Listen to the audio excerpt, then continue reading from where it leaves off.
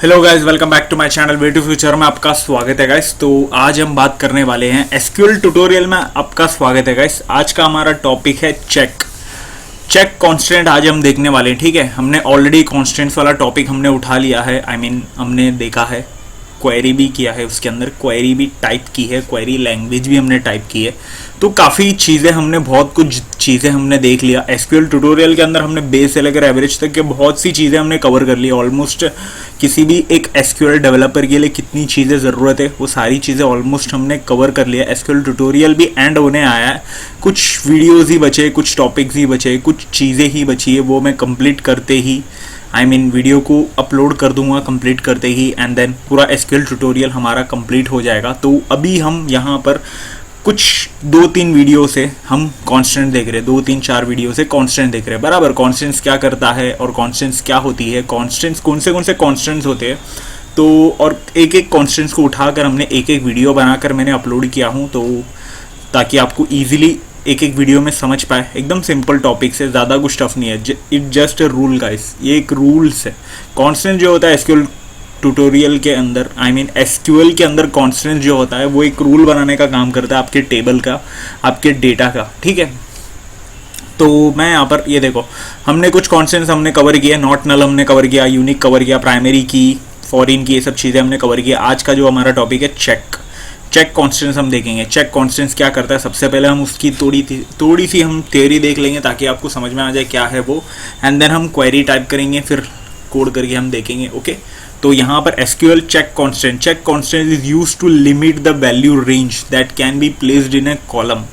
आपके कॉलम के अंदर आपके डेटा, आपकी जो वैल्यू होगी उसको एक रेंज में, एक लिमिट में लाने का काम करता है, एक लिमिट में रखने का काम करता है। इतने से इतने तक या इतनी ही लिमिट तक, ऐसा, ठीक है। कोई ज़्यादा एक्स्ट्रा वैल्यू या फिर उस लिमिट के बाहर नहीं जा सके, इसीलिए हम चेक कांस्टेंट यूज़ करते हैं। एक लिमिट, आपकी वैल्यू को एक लिमिट तक ही रखने की, okay. If you define a check constants in a column, it will allow only certain values for this column। मतलब एक certain value आपके लिए एक रूल बना देगा आपके उस कॉलम के अंदर, जिस कॉलम को आप चेक कांस्टेंट्स अप्लाई कराओगे, डिफाइन कराओगे, तो उस कॉलम के अंदर एक certain वैल्यू तक की एक रूल बना देगा, ओके। तो if you define a check constant on a table, it can limit the values in certain columns based on values in other columns in the row। ये चीज़ भी वही चीज़ बता रही है कि मतलब हम चेक कांस्टेंट मतलब हमारे टेबल के अंदर हम डिफाइन करवा देंगे, तो उससे क्या होगा, मतलब आपके टेबल के अंदर एक लिमिट बन जाएगी, आपके कॉलम के अंदर एक लिमिट बन जाएगी, आपके रोज के अंदर लिमिट बन जाएगी, ओके। मतलब सर्टेन वैल्यूज ही आप पुट कर पाओगे, उसके बाहर या फिर उसके मतलब अवॉइड करके उसको मतलब एक्सप्लोर करा के आप बाहर नहीं जा सकते, एक लिमिट में ही रहोगे, ओके। तो यही चीज़ मैं यहाँ पर कहना चाहता हूँ। तो आपको यहाँ पर समझा होगा, हम क्वेरी लिखेंगे तब आपको इजीली समझ में आ जाएगा। उस तरह का टॉपिक हमने ऑलरेडी देखा है, बट कांस्टेंट्स के अंदर कैसी चीज़ें, बहुत चीज़ें सिंपल बन जाती है, तो वही चीज़ अभी हम देखेंगे, ओके। तो यहाँ पर मैं ऑलरेडी मैं क्वेरी टाइप करके रखा हूँ, कोड टाइप करके रखा हूँ, टेबल क्रिएट करने का, और फिर कोड को फिर उस टेबल के अंदर डेटा को एग्जीक्यूट डेटा पुट करने के लिए भी मैंने कोड करके रखा हूँ, ठीक है। तो ये देखो, टेबल हम यहाँ पर क्रिएट कर रहे हैं जिसके अंदर मैं कॉलम दे दिया हूँ, आईडी, नेम, सिटी और एज। और यहाँ पर मैं बताना चाहूँगा, यहीं पर हम चेक लगाएंगे, चेक कांस्टेंट लगाएंगे, ताकि हम क्या कर सकते हैं उसके अंदर, मतलब चेक कांस्टेंट कैसे अप्लाई कर सकते हैं। और ये जो है मतलब हम जो है MySQL सर्वर का हम यूज़ कर रहे हैं, डेटाबेस वाला सिस्टम हम यहाँ पर यूज़ करेंगे। तो MySQL वाला कैसा हम टाइप करेंगे उसी तरह से हम करेंगे। SQL सर्वर का अलग होगा, Oracle का अलग होगा, और MS Access का अलग होगा, ठीक है। तो आपको अलग चीज़ें थोड़ी बहुत देखनी पड़ेगी, बट हम जो है यहाँ पर MySQL सर्वर का हम देखेंगे। तो ये देखो, तो सारी चीज़ों को इग्नोर करते हैं, हम फोकस करते हैं, हमारे टॉपिक के अंदर फोकस करते हैं, ठीक है।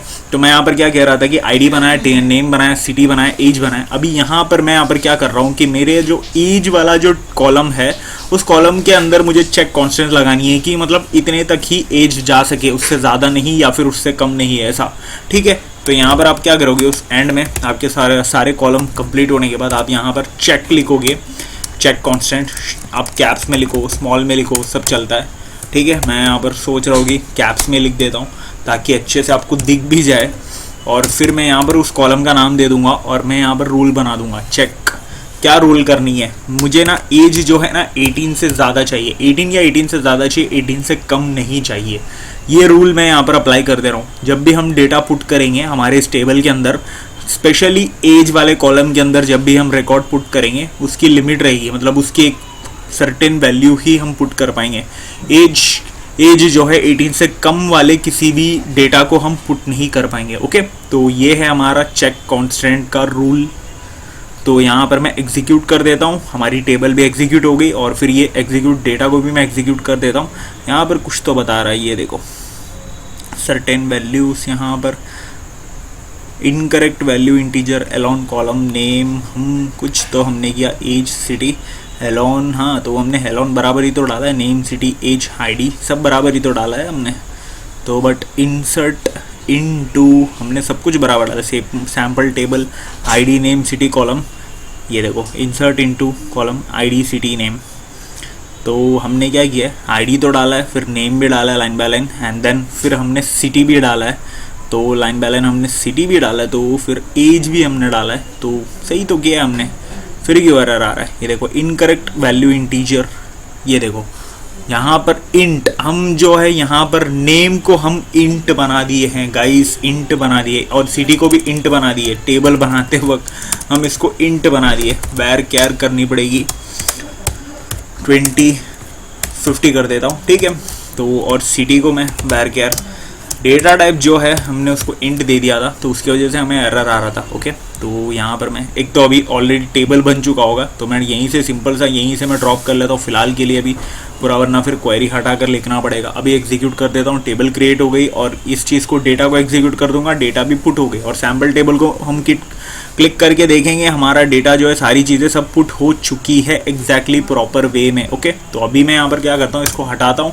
हमने क्या किया है, चेक वाला मतलब ये चेक कांस्टेंट हमने किसको दिया है, एज वाले कॉलम को हमने चेक कांस्टेंट दिया है। तो मैंने क्या रूल दिया हूँ कि मतलब एज जो है 18 से कम नहीं होना चाहिए, 18 या 18 से ज़्यादा। ओके, तो अभी मैं कुछ वैल्यू को थोड़ा चेंज करता हूँ और मैं पुट करने की कोशिश करता हूँ, ठीक है। इसको मैं दे देता हूँ 15, ठीक है, और ये जाएगा सियोल पे जाएगा, ठीक है। सियोल पता है शायद स्पेलिंग, हाँ अब सही है, ठीक है। और इसका नाम रहेगा एंड्रयू दे देता हूँ मैं, ठीक है। और ये जो है नंबर 5 दे देता हूँ। अब मैं एग्जीक्यूट करता हूँ, ये देखो यहाँ पर बता देगा, ये देखो चेक कांस्टेंट, हम यहाँ पर हम मतलब वायलेटेड डायरेक्ट बता रहे कि मतलब आपने चेक कांस्टेंट लगाया इस टेबल के अंदर, आप उसके खिलाफ आप वैल्यू को पुट करने जा रहे हो, तो आप वैल्यू नहीं पुट कर सकते हो। ओके, तो आपको यहाँ पर समझा होगा, सिंपल सा टॉपिक था, एकदम अच्छे से समझा होगा। अभी मैं इसको हटा देता हूँ, 65 कर देता हूँ, एग्जीक्यूट कर देता हूँ। ये देखो डेटा चली गई है, तो 18 या 18 से ज़्यादा कितना भी हो चलता है। ये देखो 65 एंड्रयू 5th आईडी है, जो कि हमारे टेबल के अंदर रिकॉर्ड पुट हो चुकी है, इंसर्ट हो गई है। ओके, तो अभी आपको समझा होगा अच्छे से चेक कांस्टेंट क्या करता है। बहुत सिंपल, एकदम 2 मिनट का काम था, मैं थोड़ा सा लंबा खींच के आपको अच्छे से समझाया ताकि एकदम डिटेल में समझे, वरना फिर थोड़ा छोटा मोटा डाउट भी फिर प्रॉब्लम कर देगा। वैसे ये सिंपल था, उतना कुछ डाउट आने जैसा कुछ था ही नहीं। अगर फिर भी कुछ डाउट रहता है तो आप कमेंट सेक्शन में कमेंट करके आप पूछिएगा। अगर फिर भी मतलब आगे पीछे वीडियो को थोड़ा आगे पीछे करके देखने से समझ में आ जाएगा, ज़्यादा कुछ टफ नहीं था गाइस, तो सिंपल था। तो फिर भी अगर डाउट रहता है कमेंट सेक्शन में कमेंट करके आप पूछिएगा। और वीडियो को मैं यहीं पर मैं ख़त्म करना चाहूँगा। वीडियो को लाइक कर देना, शेयर कर देना, चैनल को सब्सक्राइब कर देना, इंस्टाग्राम पे भी फॉलो कर देना गाइस। तो मिलते हैं अगले वीडियो पे, तब तक के लिए गुड बाय।